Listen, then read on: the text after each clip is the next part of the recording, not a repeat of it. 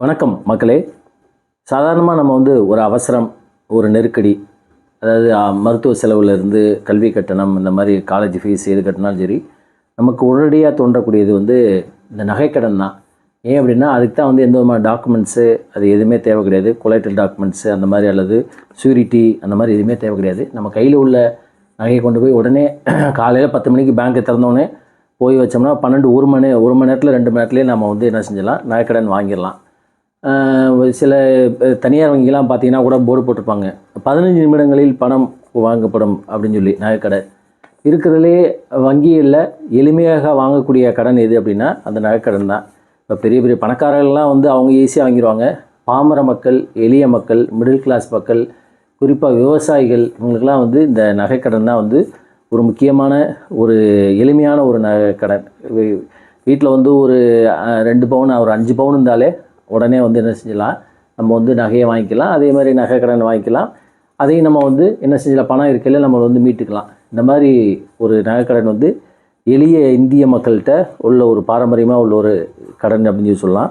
குறிப்பாக பேங்க்கில் அதிகமான இந்த லாபம் வர்றதே கூட நகைக்கடன் தான் பேங்க்குக்குமே. ஏன் அப்படின்னா இதில் முழு சதவீதம் நகைக்கடனில் பேங்க்குக்கு உத்தரவாதம் இருக்குது. நாளைக்கு அந்த நகையை திருப்பாட்டினா கூட அந்த நகையை ஏலம் விட்டு அந்த கொடுத்த கடனை மீட்டலாம். அதனால் என்பிஏ என்று அழைக்கக்கூடிய நான் பெர்ஃபார்மிங் அசெட்ஸ், வாரா கடனை பொறுத்த மட்டும் நகைக்கடனில் ரொம்ப கம்மி அப்படின்னு சொல்லுவாங்க.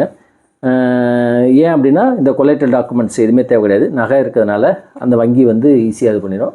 அதே மாதிரி நகையை வைக்கிறவங்களுக்கும் ரொம்ப ஈஸியானது. எந்த மாதிரி டாக்குமெண்ட்ஸ் எதுவுமே தேவையில்லை. அந்த பேங்க்கில் ஒரு அக்கௌண்ட் மட்டும் இருந்தால் போதும், ஈஸியாக வச்சிடலாம்.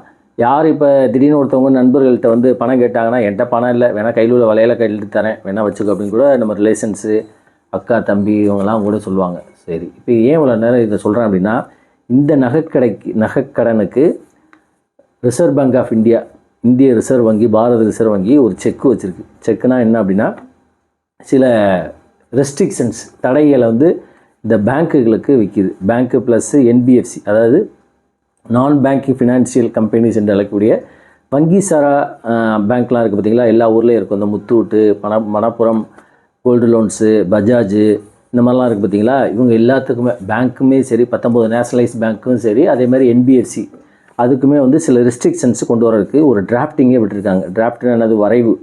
இதில் பொதுமக்கள் தங்களுடைய கருத்துக்களை சொல்லுங்கள் அப்படின்னு சொல்லி அதில் என்ன சொல்கிறாங்க அப்படின்னா 9 ரெஸ்ட்ரிக்ஷன்ஸை இதில் ரிசர்வ் பேங்க் ஆஃப் இந்தியா கொண்டு வரப்போகுது அப்படின்னு சொல்லி பத்திரிகையில் தொடர்ந்து தொடர்பாக அந்த பொருளாதாரம் தொடர்பாக பார்க்குறவங்களுக்கு தெரியும். ஏன்னா இது கண்டிப்பாக எல்லா பொதுமக்களுமே அஃபெக்ட் பண்ணக்கூடிய ஒன்று தான். ஏன் அப்படின்னா நம்ம இது வரைக்கும் நினச்சிக்கிறப்போம், இதை பற்றி தெரியாதவங்க கூட திடீர்னு நாளைக்கு ஏதாவது ஒரு அர்ஜென்ட் அப்படின்னு சொல்லி ஒரு நகையை எடுத்துகிட்டு போய் ஒரு பேங்க்கில் வைக்க போனால் அப்போ தான் இந்த ரெஸ்ட்ரிக்ஷன்லாம் தெரியும். அதனால் இது ஒரு விழிப்புணர்வு வீடியோ கூட நீங்கள் நினச்சிக்கலாம். இதை பார்க்குறவங்க கண்டிப்பாக உங்களுடைய நட்பு வட்டாரங்களை ஷேர் பண்ணுங்கள் அப்படிங்கிறக்காக தான் இந்த காணொலியை நான் போடுறேன். சரி, அது என்னென்ன ரெஸ்ட்ரிக்ஷன்ஸு, இதுக்கு பின்னாடி எதுக்கு ஏன் ஆர்பிஐ இதை செய்யுது, ரிசர்வ் பேங்க் செய்யுது அப்படிங்கிறத நம்ம இந்த வீடியோவில் பார்க்க போகிறோம். முதல் ரெஸ்ட்ரிக்ஷன்ஸ் என்ன அப்படின்னு பார்த்தீங்கன்னா, 75% மட்டும்தான் இனிமேல் நகைக்கான கடன் தரப்படும் அப்படின்னு சொல்லி சொல்கிறாங்க. 75%. அப்போ இது வரைக்குமே அதான கொடுத்துருக்காங்க அப்படின்னு சொல்லி நீங்கள் நினைக்கலாம். அதாவது இப்போ கொரோனா காலத்தில் 80% கூட கொடுத்துருந்தாங்க. 75% என்ன அப்படின்னா, இப்போ நீங்கள் 1 லட்ச ரூபா ஒருத்துள்ள ஒரு நகையை வச்சுருக்கீங்க அப்படின்னு சொல்லி பார்த்தீங்கன்னா, அதில் உங்களுக்கு 75,000 ரூபா தான் கொடுப்பாங்க. சப்போஸ் 1000 ரூபா ஒருத்துள்ள நகை வச்சுருக்கீங்கன்னா உங்களுக்கு 750 ரூபா தான் கொடுப்பாங்க. இதுதான் முறை. ஆனால் இது வெளியிலேருந்து பார்க்க 750 ரூபா இதில் என்ன இருக்குது அப்படின்னு சொல்லி நீங்கள் நினைக்கலாம். இப்போ சாதாரணமாக அவ்வளோதான் கொடுப்பாங்க. ஒவ்வொரு பேங்க் ஒரு மாதிரி ஆகும். ப்ரைவேட் பேங்க்கில் 90% கூட கொடுப்பாங்க. மற்றபடி நேஷனலைஸ் பேங்க்லலாம் அந்த மேனேஜரை பொறுத்த மட்டும் இல்லை, ஆனால் மேக்ஸிமம் 75% மேலே கொடுக்க மாட்டாங்க.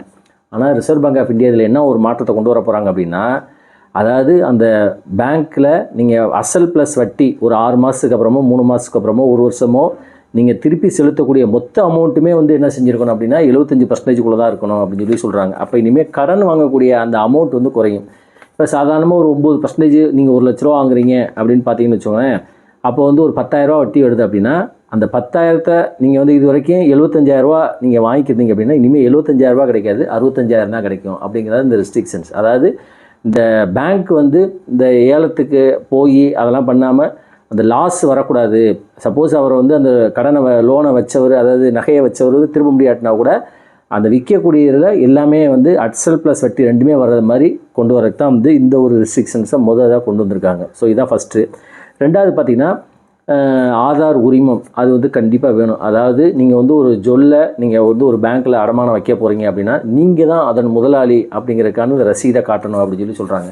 இது எப்படி சாத்தியம் அப்படின்னு நினைக்கலாம். ஏன் அப்படின்னா நிறையா ஜுவல்லரிலே வந்து பில்லு போடாமல் ஒரு ரேட்டும் பில்லு போட்டு ஒரு ரேட்டுமே நிறையா பேர் இந்த ஜிஎஸ்டி போன்ற வரிகளை தவிர்க்கிறதுக்காகவே வந்து பார்த்திங்கன்னா என்ன செய்வாங்கன்னா பில்லு போடாமல் கொடுங்க அப்படின்னு சொல்லி அவங்களே கேட்பாங்க. சார் பில்லு போட்டால் ஒரு ரேட்டு சார், பில்லு போடாமல் இருக்கட்டும் சார்னு சொல்லி அப்படி வாங்க. ஸோ அந்த மாதிரி இன்றைக்குமே கூட நகைகள் வந்து 50 வருஷம் 100 வருஷத்துக்கு முன்னாடி பாரம்பரியமாக எங்கள் பாட்டி கொடுத்தது தாத்தா கொடுத்தது அப்படின்னு சொல்லி பாரம்பரியமாக இருக்குது. ஸோ அந்த மாதிரி இடத்துல அந்த ரசீது இல்லாமல் நீங்கள் வந்து இனிமேல் என்ன செய்ய முடியாது, பேங்க்கில் லோன் வாங்க முடியாது நகைக்கடன் அப்படின்னு சொல்லி சொல்கிறாங்க. அப்போ இல்லாட்டினா என்ன சார் செய்கிறது அப்படின்னு சொல்லி சொன்னால் அதுக்கு வந்து பேங்க் வந்து என்ன சொல்லுது அப்படின்னா ஆர்பிஐ ஒரு டிக்ளரேஷன் ஃபார்ம், இந்த நகை என்னுடைய தான், இது வந்து இந்த காலத்தில் எனக்கு மேரேஜில் அல்லது பர்த்டேக்கு அல்லது என்னுடைய மூதாதையர் போட்டது இல்லை அது வந்து திருமணத்துக்கு அம்மா அப்பா போட்டது அப்படின்னு சொல்லி நீங்கள் வந்து ஒரு டிக்ளரேஷன் கொடுக்கணும் அப்படின்னு சொல்லி சொல்கிறாங்க. சரி சார், இதுக்கு பின்னாடி உள்ள ஒவ்வொரு இதுக்குமே ஒரு ஒரு ரீசன்ஸ் இருக்குது. இதுக்கு பின்னாடி உள்ள ரீசன் என்ன அப்படின்னு சொல்லி பார்த்தீங்கன்னா, அதாவது இப்போ இந்த வேறொருத்தவங்க நகையை வந்து அடமானம் வச்சு அதனால் நிறைய வழக்குகள் லிட்டிகேஷன்ஸ் வர்றது அது ஒன்று. அப்புறம் திருட்டு நகையில் வைக்கிறது, அதுக்கப்புறம் வந்து ஒருத்தர் நகையை திருடி இன்னொருத்தர்கிட்ட கொடுத்துட்டு நீங்கள் போய் அடமானம் வச்சு கொண்டுவாங்கன்னு சொல்லி இதனால் நிறையா வங்கிகளுக்கு வந்து நிறையா லிட்டிகேஷன்ஸ் வருது பார்த்திங்களா. இந்த மாதிரி சட்ட சிக்கல்கள் இதெல்லாம் தவிர்க்கிறதுக்காக தான் வந்து ஆர்பிஐ இந்த மாதிரி ஒரு நடைமுறையை கொண்டு வந்திருக்கிறதா சொல்கிறாங்க. இதெல்லாம் தெரிஞ்சு வச்சுக்கோங்க. நாளைக்கு நீங்கள் வந்து பேங்க்குக்கு போனீங்கன்னா, அதாவது அப்போ ரசீது இல்லாட்டினா பேங்க்கில் வைக்க முடியாதானா அதுக்கு வந்து அப்படின்னு கிடையாது. ஆனால் இருந்தாலும் ஒரு டிக்ளரேஷன்ஸ் கொடுக்கணும். இப்போ நீங்கள் வந்து ஒரு பேங்க்கில் டெபாசிட் பண்ணிங்கன்னா ஃபிக்ஸட் டெபாசிட் வாங்கினீங்கன்னா அந்த 10,000க்கு மேலே இன்ட்ரெஸ்ட் வச்சுன்னா ஃபார்ம் 15GH அப்படின்னு சொல்லி ஒரு ஃபார்மில் மேனேஜர் வந்து டிடிஎஸ் பிடிக்காமல் இருக்க கையெழுத்து வாங்குவார். அதே மாதிரி தான் இப்போயும் வந்து நீங்கள் வந்து ஒரு டிக்ளரேஷன் கொடுக்கணும் அப்படிங்கிறக்காக தான் இந்த 2வது செக்கை ஆர்பிஐ வச்சுருக்காங்க அப்படின்னு சொல்லி சொல்கிறாங்க. அதுக்கடுத்து 3வது வந்து தரச்சான்றிதழ். இது வந்து ஒரு முக்கியமான ஒரு இதெல்லாம் புதுசு. பேங்க் வந்து தரச்சான்றிதழ் இது வந்து பேங்க்குள்ளது.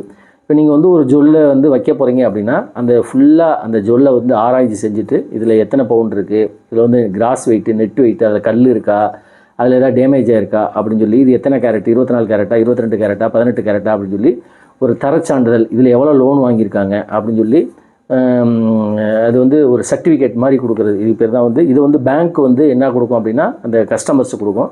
இதில் 2 காப்பி இருக்கும், ஒரு காப்பி அவங்களுக்கும் ஒரு காப்பி இவங்களுக்கும். இது ஏன் நடக்குது அப்படின்னு பார்த்தீங்கன்னா, இப்போ நிறைய பேங்க்கில் வந்து இந்த நகை மோசடி நடக்கும். பார்த்தீங்கன்னா நிறைய அப்பப்போ பேப்பரில் வரும். மேனேஜர் அந்த பேங்க்கில் உள்ளவங்களாம் வந்து ஹேண்ட் இன் க்ளூவாக வச்சுக்கிட்டு என்ன செய்வாங்க அப்படின்னா ஒரிஜினல் நகைக்கு பதிலாக வந்து டூப்ளிகேட் நகையெல்லாம் வச்சு நிறைய இந்த ஏமாத்து வேலை நடக்கிறத தவிர்க்கிறதுக்காக இந்த கொண்டு வந்திருக்காங்க அப்படின்னு சொல்லி ஒரு பேச்சு அடிபடுது. ஸோ அந்த மாதிரி தரச்சான்றிதழ் வாங்கிட்டாங்கன்னா கஸ்டமரும் நாளைக்கு வந்து அதை வச்சுக்கிட்டு என்ன செஞ்சலாம், இது நான் கொடுத்துருக்கேன் அப்படின்னு சொல்லி கொடுக்குறேன். அது ஃபோட்டோவோட அதில் வந்து அட்டாச் பண்ணணும் அப்படின்னு சொல்லி சொல்கிறாங்க.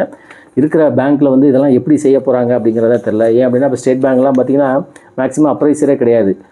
சமீபத்தில் ஒரு இதில் படித்தேன், ஒரு பேங்க் எம்ப்ளாய் ஒவ்வொரு எத்தனை கஸ்டமர்ஸுக்கு வேலை பார்க்குறாங்க அப்படிங்கிறத ஒரு இதில் படித்தேன். ஏன் ஸ்டேட் பேங்க் ஆஃப் இந்தியா அதிகமாக இருக்குது அப்படின்னா, ஒரு ஸ்டேட் பேங்க் ஆஃப் இந்தியாவில் ஒரு பேங்க் எம்ப்ளாய் வந்து 2500 கஸ்டமர்ஸுக்கு வந்து அவர் வந்து சர்வ் பண்ணுறாங்க. அதே சமயத்தில் ஹெச்டிஎஃப்சி பேங்க்கில் வந்து 320 தானே. அப்போ பார்த்துக்கோங்க ஏன் ஸ்டேட் பேங்க் ஆஃப் இந்தியா வந்து இவ்வளோ கூட்ட நெரிசல், அங்கே வாடிக்கை சேவை வந்து கம்மியாக இருக்குன்னா அதே காரணம். ஸோ அந்த மாதிரி ஒரு காலகட்டத்தில் ஸ்டேட் பேங்க்லாம் வந்து எப்படி இந்த நகைக்கடன் இதெல்லாம் வந்து செய்ய போகிறாங்கன்னு தெரியல. சிம்பிளாக என்ன சொல்லிடுவாங்க, நகைக்கடன் இல்லை அப்படின்னு சொல்லிடுவாங்க. அதுக்காக தான் இந்த வழி வகுக்குது அப்படின்னு கூட சொல்கிறாங்க. சரி, அதுக்கப்புறம் வந்து பார்த்திங்கன்னா இனிமேல் எல்லா பொருட்களுக்குமே கடன் கிடையாது. 4வது பாயிண்ட்டு, எல்லா பொருட்களுக்கும் கடன் கிடையாது அப்படின்னா பார்த்திங்கன்னா இப்போ இது வரைக்குமே வந்து ஜொல்லு, நீங்கள் வந்து கோல்டு ரிங்கு, அதுமாதிரி செயின் பிரேஸ்லெட்டு அதெல்லாம் போய் இடமானம் வச்சுக்கிருந்தீங்க, ஆர்னமெண்ட்ஸ் வச்சுக்கிருந்தீங்க. இப்போ அதே மாதிரி எதுக்கெல்லாம் கிடையாது, இதெல்லாம் உண்டு. எதுக்கெல்லாம் கிடையாது அப்படின்னு பார்த்தீங்கன்னா கோல்டு ETF, அதாவது மார்க்கெட்டில் வாங்குறப்பீங்களா டிஜிட்டல் கோல்டு ETF, அந்த இதெல்லாம் வந்து டிஜிட்டல் மார்க்கெட்டிங்கில் வாங்கக்கூடிய அதுக்கு வந்து கடன் கிடையாது அப்படின்னு சொல்லிட்டோம். அதேமாதிரி நகையை உருக்குறாங்க பார்த்தீங்களா, இது செய்குழி அந்த இதில் சேதாரம் பண்ணதுக்கு நகையை செஞ்சதுக்கப்புறம் வந்து ஒரு கட்டிமா இருக்குது பார்த்தீங்களா, அதுக்கெலாம் வந்து இனிமேல் வந்து கடன் கிடையாது அப்படிங்கணும். ஒன்லி ஆர்னமெண்ட்ஸ், வேரிங் ஆர்னமெண்ட்ஸ், அதாவது மக்கள் பயன்படுத்தக்கூடிய இந்த செயின் ரிங்கு இதுக்கு மட்டும் தான் வந்து லோன் மாதிரியும். இந்த மியூச்சுவல் அதாவது மார்க்கெட்டில் சந்தைகளில் வந்து பங்கு சந்தைகளில் வாங்கக்கூடிய கோல்டு ETF, மியூச்சுவல் ETF, அதே மாதிரி இந்த மாதிரி பங்கு சந்தையில் வாங்கக்கூடியது கிடையாது அப்படிங்கிறது தான் வந்து இந்த 4வது இது ரெஸ்ட்ரிக்ஷன்ஸை ஆர்பிஐ கொண்டு வர போகிறாங்க. இது எல்லாமே டிராஃப்ட் தான், ஃபைனல் கிடையாது. இந்த டிராஃப்டிலே வந்து இவ்வளோ இது இருக்குது. அதுக்கப்புறம் வந்து பார்த்திங்கன்னா 5வது பாயிண்ட் வந்து இனிமேல் வெள்ளிக்கு வந்து இது வரைக்கும் நகை லோன் கிடையாது. ஆனால் அதே மாதிரி வெள்ளிக்கும் வந்து இப்போ வந்து கடன் தர போகிறாங்க. நகைக்கு சொன்ன அதே இது தான். வெள்ளியை பொறுத்த மட்டும் அதே மாதிரி கோல்டு ஆர்னமெண்ட்ஸ் மாதிரி இது ஆர்னமெண்ட்ஸு வெள்ளி தட்டு அதுக்கெலாம் கூட இது பண்ணிக்கலாம். அதில் வந்து இப்போ நகைக்கு வந்து பார்த்திங்கன்னா 22 கேரட் அப்படிங்கிற மாதிரி இருக்குது. இதில் வந்து 92.75 அப்படின்னு சொல்லி சொல்கிறாங்க வெள்ளிக்கும். வெள்ளிக்கு நகையில் உள்ள அத்தனை ரெஸ்ட்ரிக்ஷன்ஸ் இதுக்கு வருது. அதே மாதிரி மியூச்சுவல் ஃபண்டில் வாங்குற அதாவது ஷேர் மார்க்கெட்டில் வாங்கக்கூடிய அந்த வெள்ளிக்குமே வந்து இதில் எலிஜிபிலிட்டி கிடையாது அப்படின்னு சொல்லி சொல்கிறாங்க. அதுக்கப்புறம் இதுதான் முக்கியமான ஒரு பாயிண்ட்டு, எவ்வளவு நகைகள் வாங்கலாம், அது லோன் வாங்கலாம் அப்படின்னு பார்த்தீங்கன்னா அதுக்கு வந்து ரெஸ்ட்ரிக்ஷன்ஸ் இருக்குது. இது நமக்கு வந்து ஒரு பெரிய கிடையாது. ஆனால் பணக்காரர்களுக்கு வந்து ரெஸ்ட்ரிக்ஷன்ஸு, ஒரு தனிநபர் வந்து 1 கிலோவுக்கு மேலே லோன் அடமானம் அந்த நகை லோன் வாங்க முடியாது அப்படின்னும், அதேமாதிரி காயினாக இருந்துச்சுன்னா 50 கிராம் கம்மியாக இருந்துச்சுன்னா அது வாங்க முடியாது அப்படின்னு. அதே மாதிரி இந்த ஒரு இதில் ஒரு பாயிண்ட்டை நான் சொல்ல விட்டுட்டேன். இந்த காயினை பொறுத்த மட்டும் நீங்கள் கோல்டு காயின் வாங்குறீங்க பார்த்தீங்களா, அது வந்து பேங்க்லேருந்து வாங்கப்பட்ட கோல்டு காயின், அதுவும் வந்து 22 கேரட்டாக இருந்தால் தான் வந்து நகை கடன் வழங்க முடியும் அப்படின்னு சொல்கிறாங்க. அது மாதிரி 50 கிராம் தங்க நாணயத்துக்கு மட்டும்தான் வந்து லோன் உண்டு. அதே மாதிரி 1 கிலோ வந்து ஒருத்தருக்கு அவ்வளோதான் உண்டு அப்படின்னு. இது வந்து பணக்காரர்களுக்கு மட்டும்தான். ஸோ அந்த மாதிரி 1 கிலோ நகையெல்லாம் உள்ள வச்சால் வந்து லோன் வாங்குற அவசியம் கிடையாது. ஸோ இது ஒரு ரெஸ்ட்ரிக்ஷன்ஸ் வந்து ஒரு தடையை வந்து ஆர்பிஐ கொண்டு வரப்போகுது அப்படின்னு சொல்கிறாங்க. அப்புறம் இனிமேல் வந்து நகையை பொறுத்த மட்டும் எந்த கேரட் இருந்தாலும் வாங்கிடுவாங்க, 16, 18, 22 எதாக இருந்தாலும். ஆனால் இனிமேல் வந்து என்ன செய்ய போகுதுன்னா பேங்க்கு நீங்கள் எத்தனை கேரட் கொண்டு வந்தாலும் சரி அது 22 கேரட்டாக மதிப்பு கொண்டு வந்து அதில் தான் வந்து உங்களுக்கு லோன் கொடுக்க போகிறாங்க அப்படின்னு. இது பார்க்குறக்கு இது என்ன ஒரு சாதாரணமாக தெரியும்.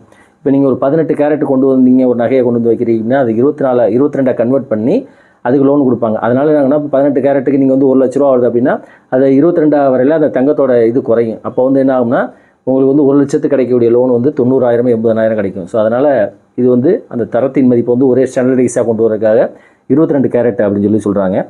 அதே மாதிரி பேங்க் வந்து என்ன செய்யும் அப்படின்னா ஒரு சர்டிஃபிகேட் கொடுப்பாங்க. இதுதான் ஒரு முக்கியமான ஒரு பாயிண்ட்டு. இது வந்து ஒரு ஒப்பந்தம், லீகல் டாக்குமெண்ட் மாதிரி 2 பேர்த்துக்குமே. அதில் வந்து ஃபுல் டீட்டெயில்ஸ் இருக்கும்.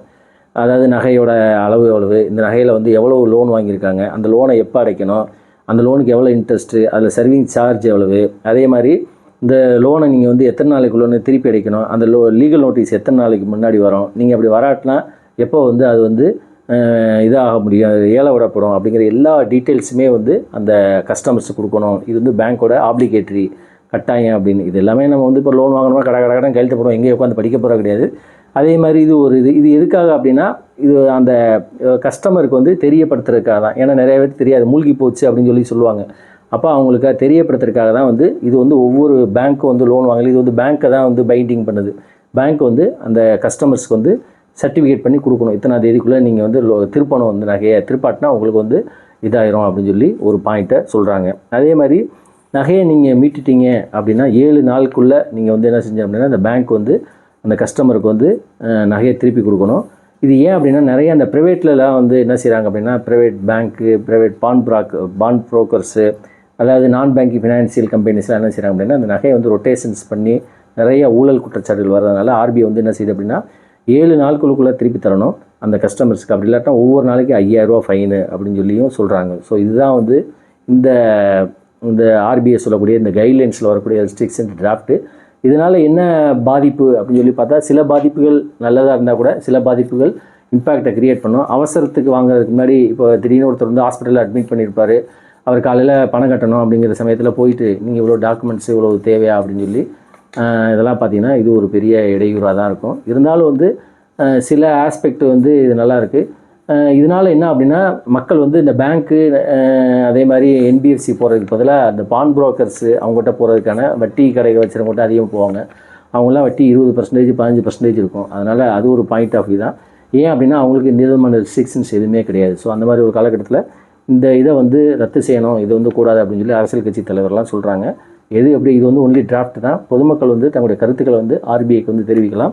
இதெல்லாம் பரிசீலனை பண்ணிட்டு தான் கடைசியாக வந்து எது ஏற்றுக்கொள்ளப்படும் அப்படின்னு சொல்லி